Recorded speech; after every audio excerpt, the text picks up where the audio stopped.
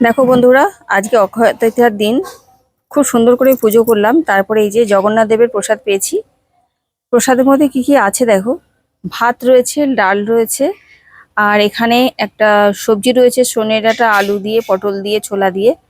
এখানে আলু বড়ি দিয়ে একটা তরকারি, এখানে পাঁচমিশালি সমস্ত কিছু দিয়ে একটা তরকারি রয়েছে, এখানে উচ্ছের একটা তরকারি, বরবটি ভাজা, এখানে আলু ভাজা, ক্যাপসিকাম ভাজা, সব মিলিয়ে কিন্তু পুরো আহ, থালাটা ভরেই উঠেছে।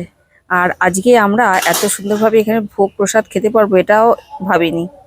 চলো প্রসাদটা খেয়ে নি। চলো আমরা একটু প্রসাদ খাই।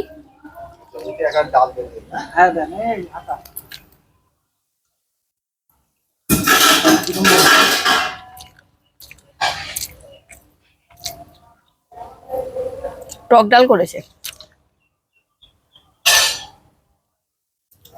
ভাগ্য আছে বলে হয়ে যাচ্ছে। হ্যাঁ, ভাগ্য আছে বলে হয়ে যাচ্ছে। হ্যাঁ ভাগ্য আছে।